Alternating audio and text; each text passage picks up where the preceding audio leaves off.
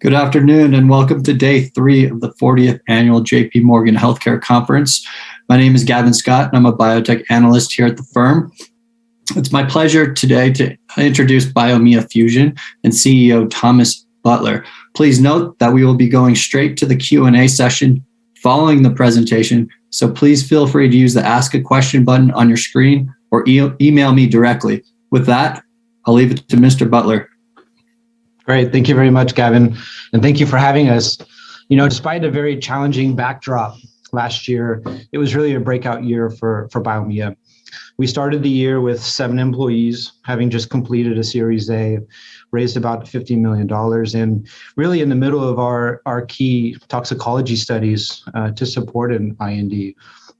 Fast forward through the year, we went through the IPO process with Mike Connor, raised $150 million that really allowed us to build out the infrastructure of not only our R&D engine, but to really fully explore 219, which we'll talk about later in the discussion.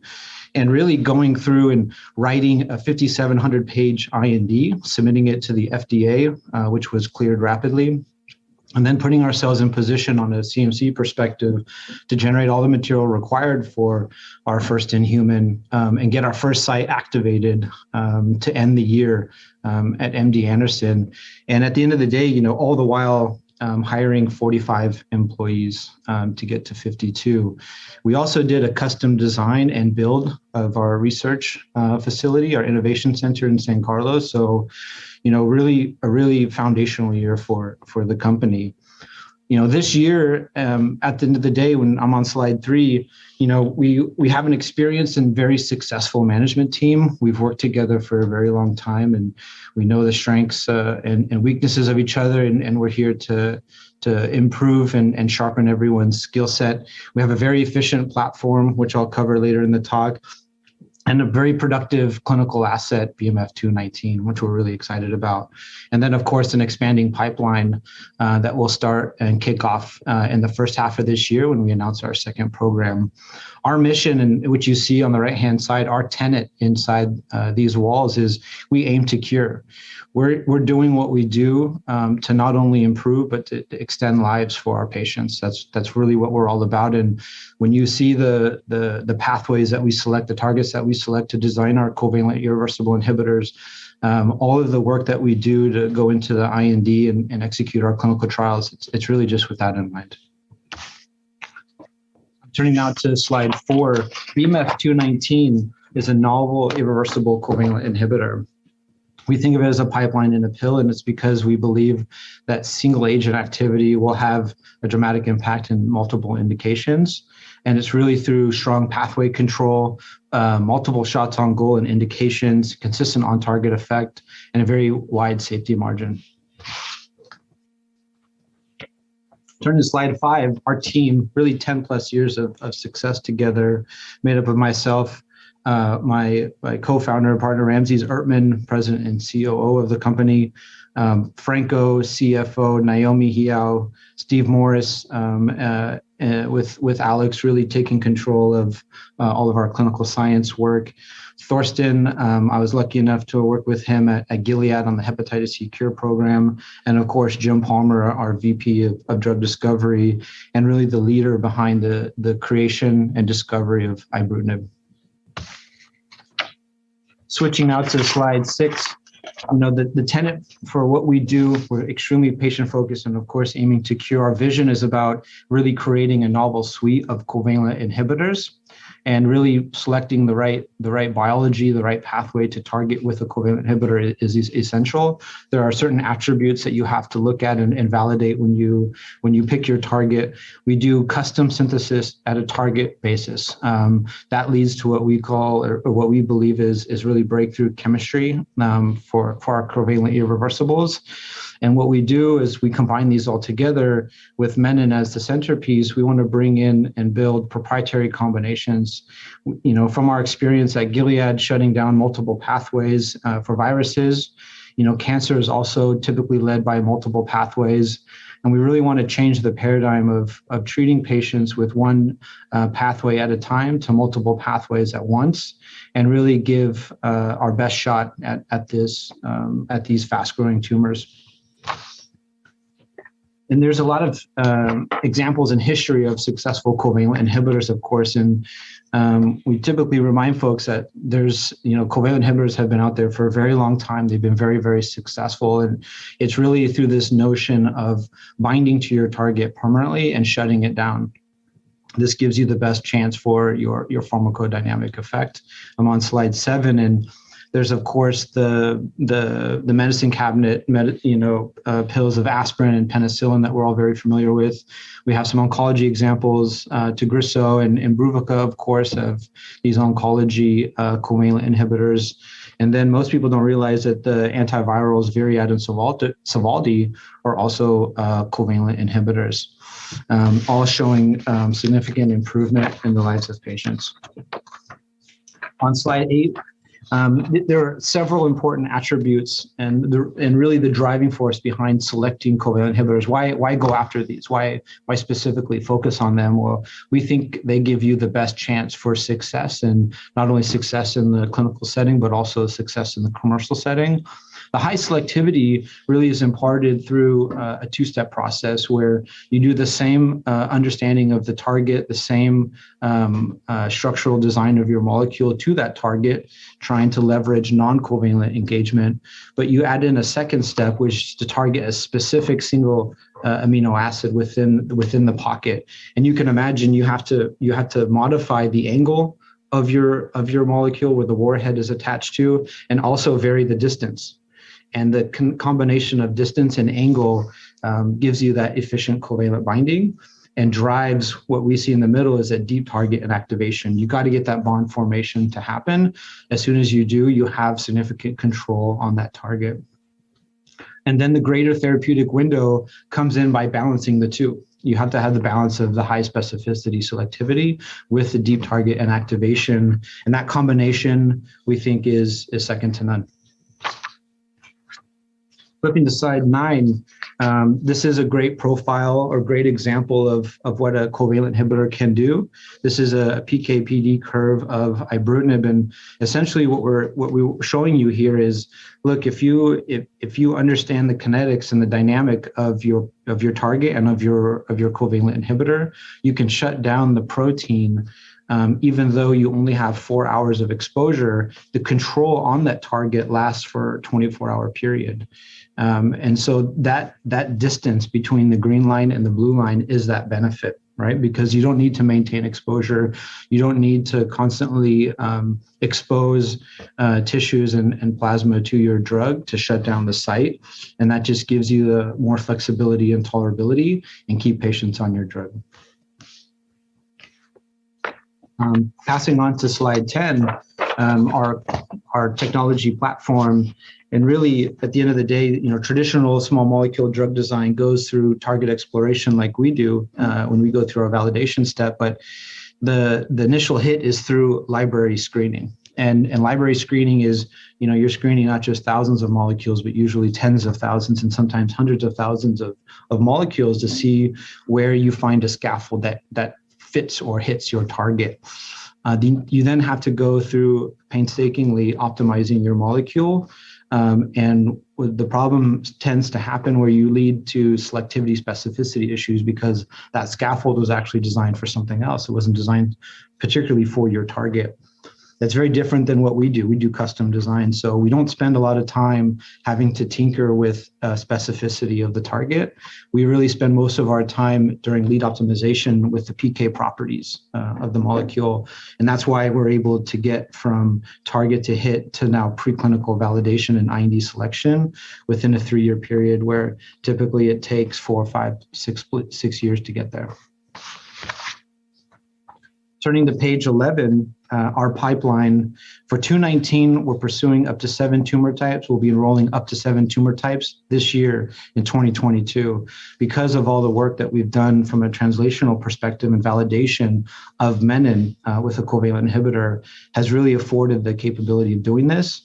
And then we're also announcing that we'll be taking BMF 219 into diabetes this year. And what's so exciting is, again, Menin, as I've explained in earlier presentations, that Menin is this toggle switch. And whether it's in the on position or the off position, 219 does a great job of resetting the toggle switch into the neutral position.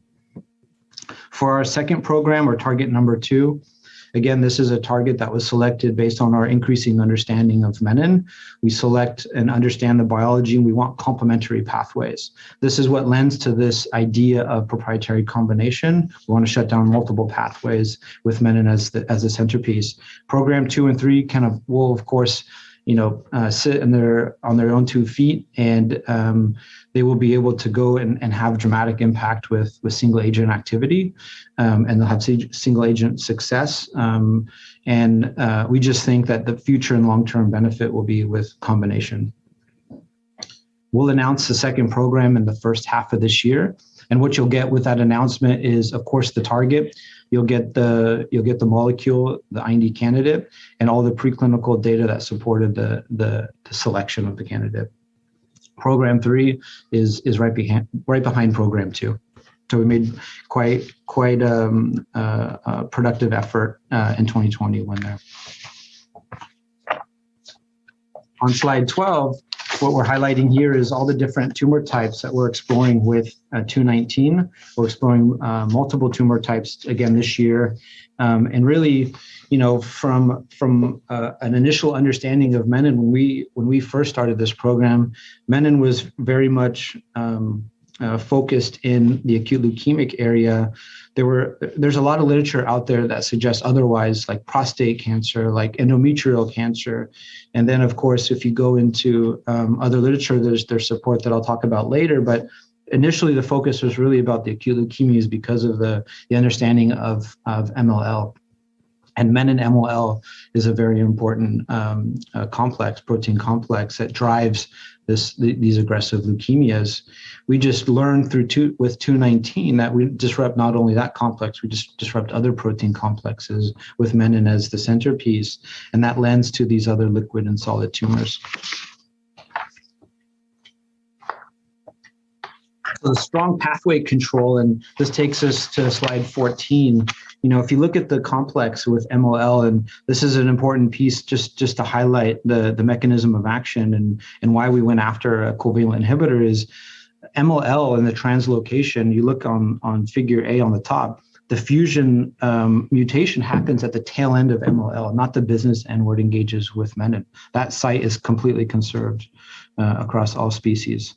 And what we thought was so novel is, there's over 100 different fusion partners that have been elucidated. So technically, you can have a different binding affinity of Menin to MLL depending on what fusion partner do you have, AF9 versus AF4 versus AF10.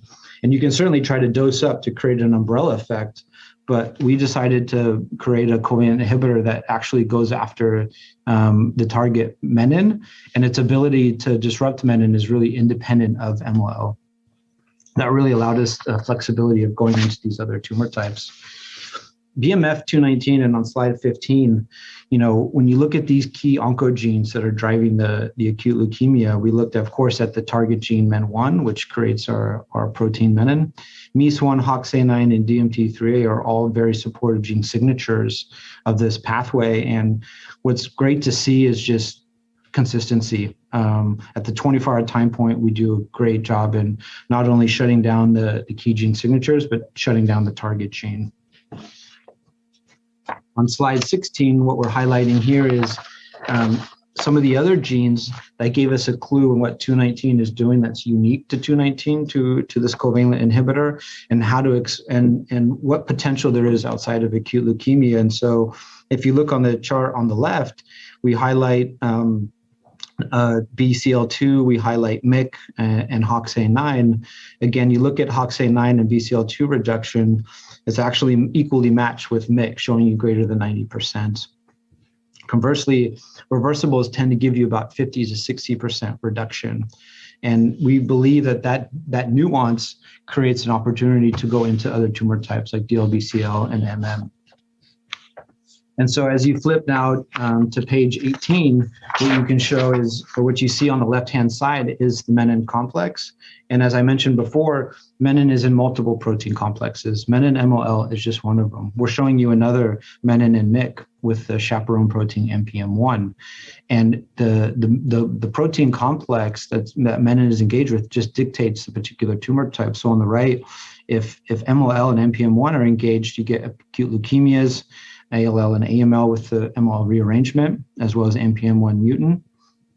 With MIC, however, it's a completely different tumor setting where you have double hit, triple hit, double expressor DLBCL. You have various multiple myeloma genotypes, as well as really RAS, RAF, but KRAS activated tumors like colorectal, lung, and pancreatic. So on slide 19, this is some of the initial research work that we did that gave us a clue on menin dependency. And much to our surprise, acute leukemia actually ranked number 3.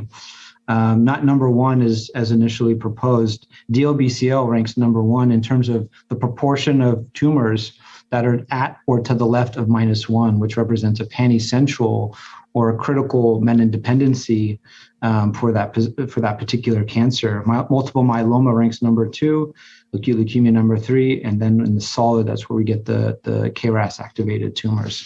And this served as kind of our initial kind of roadmap in terms of to explore these other tumor types.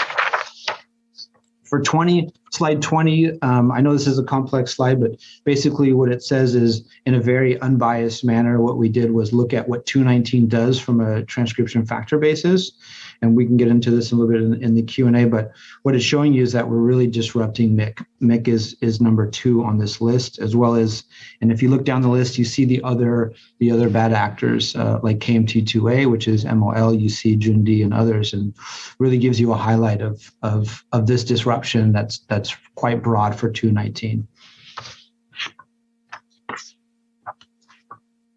And then on slide 21, this notion of menin and MIC and KRAS addicted tumors continues to unwind, and greater than 80% of these engagements is really derived with menin engaged with MIC, and so MIC target genes are activated and driving significant aggressive growth in over 70% of human cancers. On slide 22.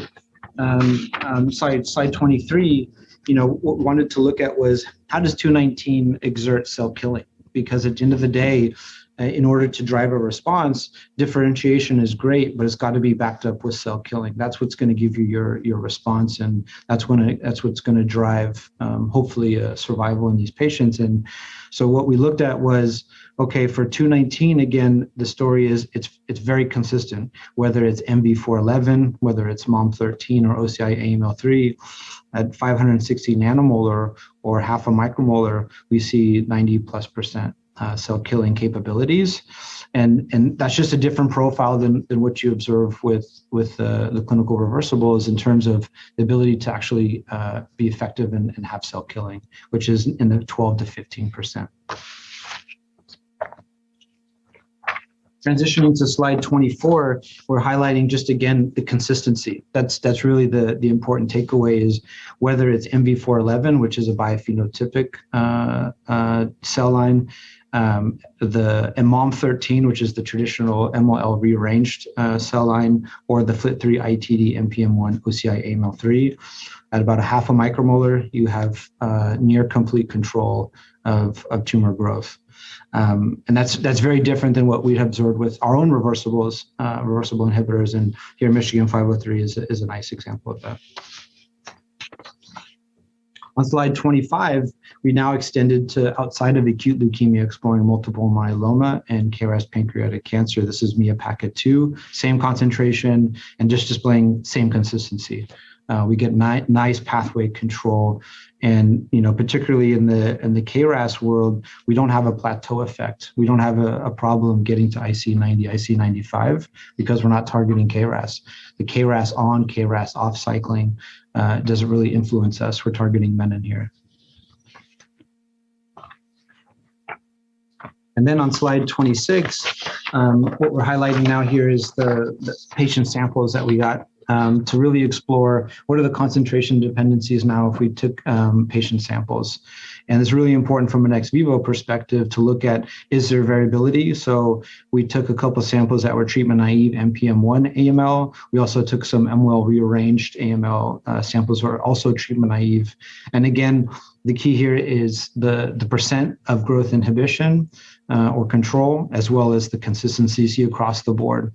At 1 micromole, we do an incredible job of shutting down this growth inhibition. Conversely, with Michigan 503, you see, even though it's a nanomolar potent molecule, you give less than 5% growth inhibition at 1 micromolar.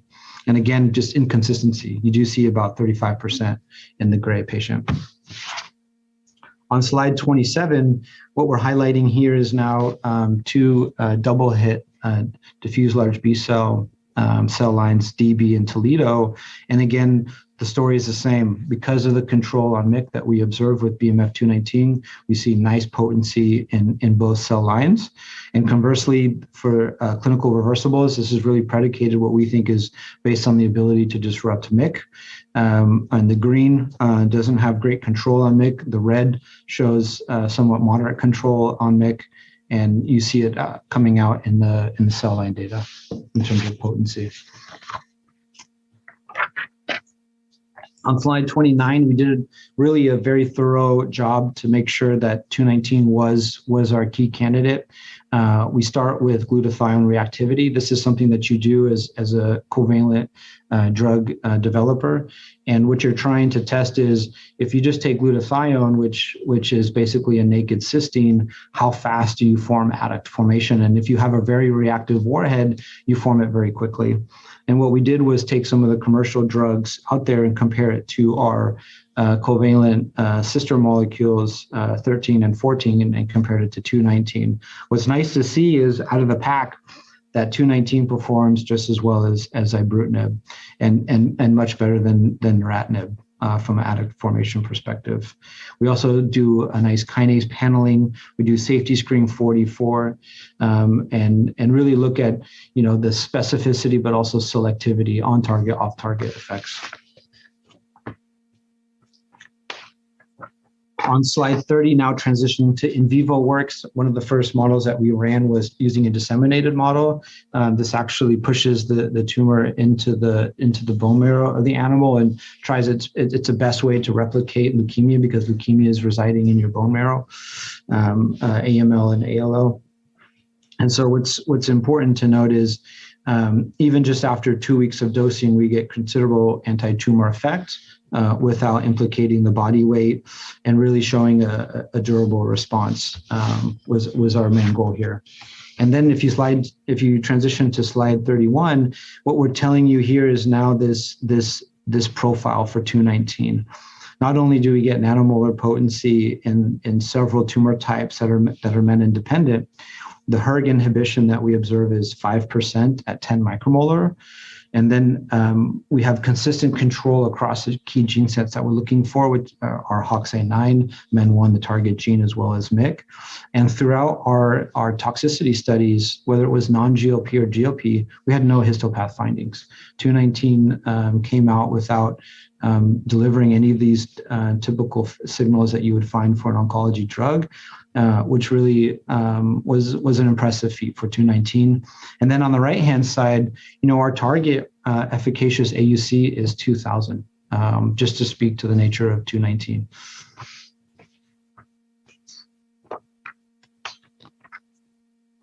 On slide 32, really, 219 should be considered a next generation menin inhibitor. It's very different than the ones in the clinic. It has different properties in the way it disrupts menin. It has very different properties in the way it can target other tumor types. For us, and back to this aim to cure, we're after extending life, improving overall survival. I think that aligns well with everyone here watching this presentation. And in order to do that, the surrogate is typically PFS, progression-free survival. For AML, the response rate has been used as a surrogate. We all know from our experience that response rate does a terrible job of predicting overall survival. But the best thing you can do is look at complete response at 6 months, so you have a durable CR, and really that's kind of the initial hurdle that one should look at. When you're executing in the clinic against these disease types. We're very excited about 219's opportunity within the acute leukemias and beyond. Our trial design on slide 33 highlights what we're doing in the phase 1 for ALL and AML. That's split into 2 arms, a non-CYP and CYP. That just allows us to go through the dose escalation much more efficient and understand the drug. And then once we get to our optimal biological dose, what we believe to be the optimal biological dose, will expand into the key patient populations. On slide 34, we're highlighting here our plans to get into the other tumor types. So the trial is initiated and it's screening patients for the acute leukemias, which is very exciting. We'll be enrolling DLBCL and multiple myeloma sometime in the first half. And then the solid tumor, KRAS activated tumors, lung, pancreatic, and colorectal, we'll file the IND and get our trial up and running in the second half of this year. And then for the first time, we're announcing that we'll be developing 219 in diabetes.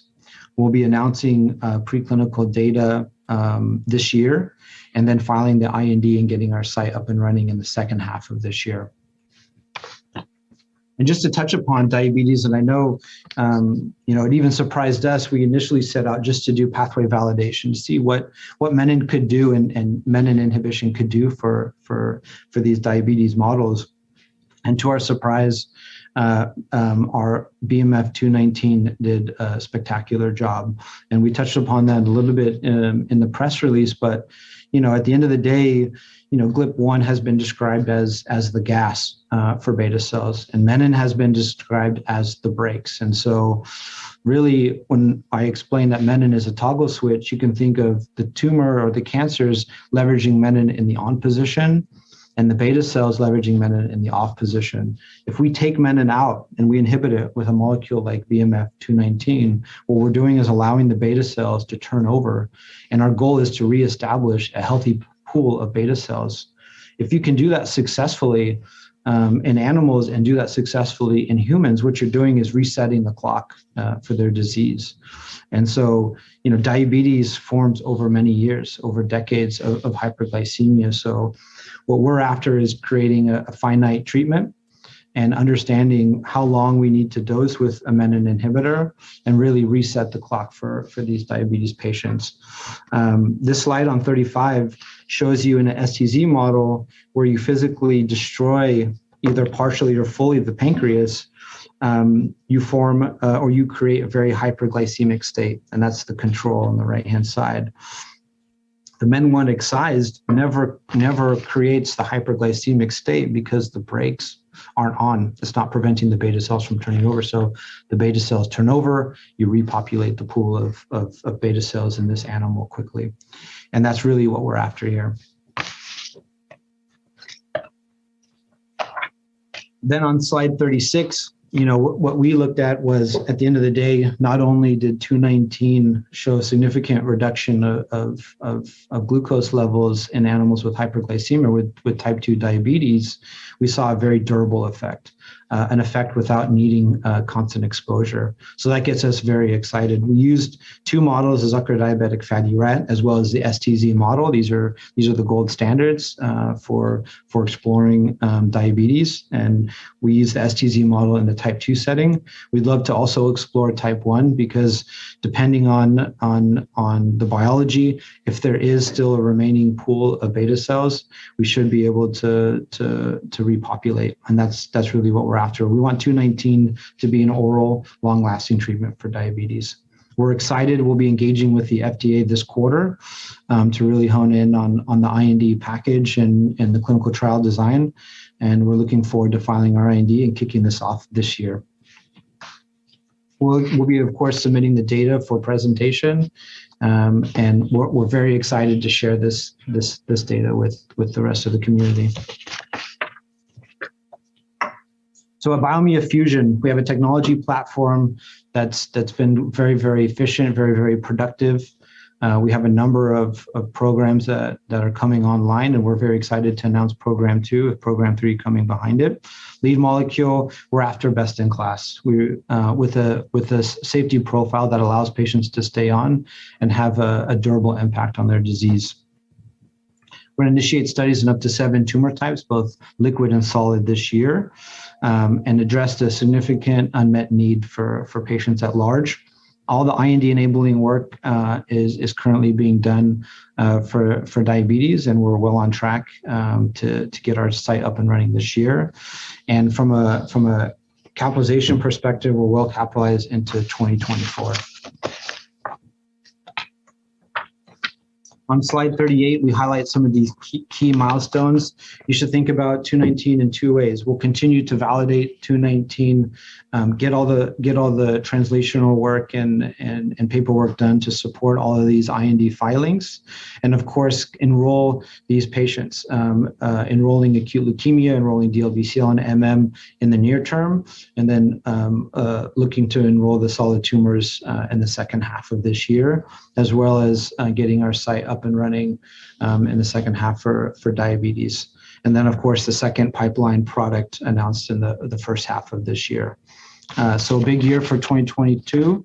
Thank you very much. And we'll open it up for Q&A. Thanks, Thomas. And for a reminder for those listening, to submit a question, just go to the Ask a Question button in your portal, and we'll try to address those. And I see a few popping up as we speak. I'll bring in Ramses and Alex and Priyanka and Franco just to help address any questions. Great. And there's definitely been a lot of progress since your IPO last year. I guess we can start with some of the more recent developments, particularly data presented at ASH demonstrating broad utilization of menin inhibition. Yep. Yes. You mentioned some of that in your slides. Yes, we did. Absolutely. So if we can go to slide, I believe, 20.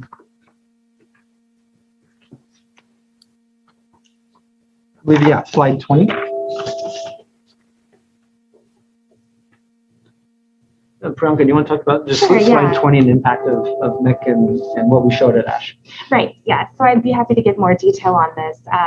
So what this analysis has actually shown us is that the set of transcription factors that regulate these gene expression changes that we observe that are caused by BMF219 are more broad than what is restricted to just the menin MLL interaction. And so this data set highlighted MIC and its binding partner MAX as top transcription factors that regulate these changes that we see in gene expression. And in addition to that, we also saw known interactors of menin, such as GenD and CEBPA, as well as KMT2A or MLL1, which is what we expect to see with menin inhibition. Thank you. And one from the queue, I guess, do you expect to see any resistance develop to BMF219? Yeah, that's a great question. So we're trying to force it. We're trying to force those through assay development, and at the end of the day, from our experience with BTK, is obviously you do get cysteine to serine mutations in very low percentile. Those are some of the things that we'll be looking for with menin. Do you get a cysteine to serine mutation? Based on all the work that we've done to date with our assay work, we haven't seen any resistance pop up, but typically you have to incubate these cells over very long periods of time to try to force it. We're working on it.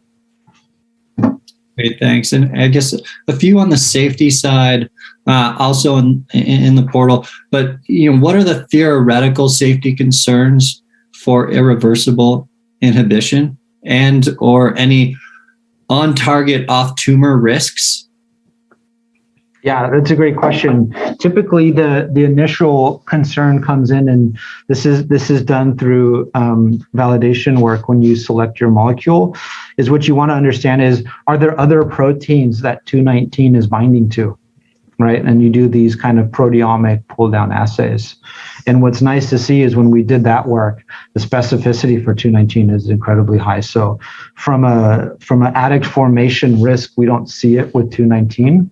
From an off-target perspective, keep in mind that in order to get into diabetes, you have to execute a lot of the non-oncology toxicity studies.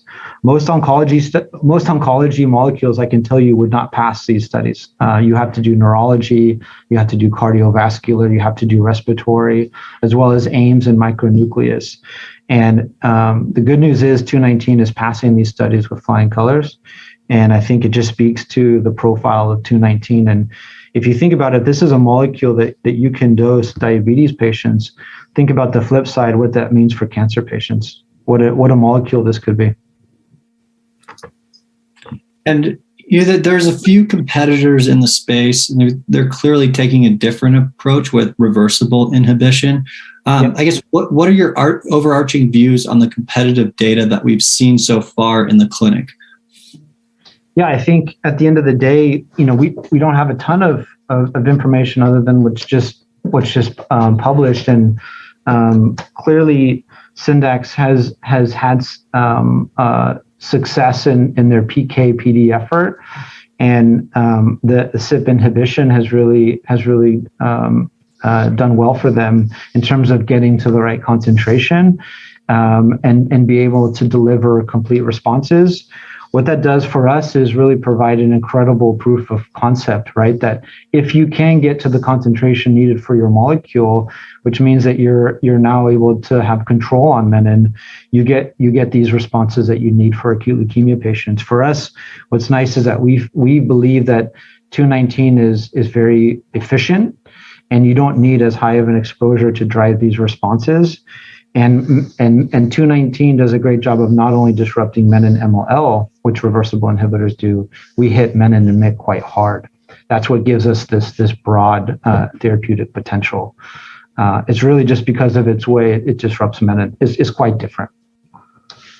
And now that you're in the clinic, presumably we could, maybe get clinical data later this year. Not that you're guiding to that now, but just as that data mature, are there any things that you look to signal potential differentiation from those reversible inhibitors that do have clinical data, whether it's on the safety side or PK/PD data, et cetera?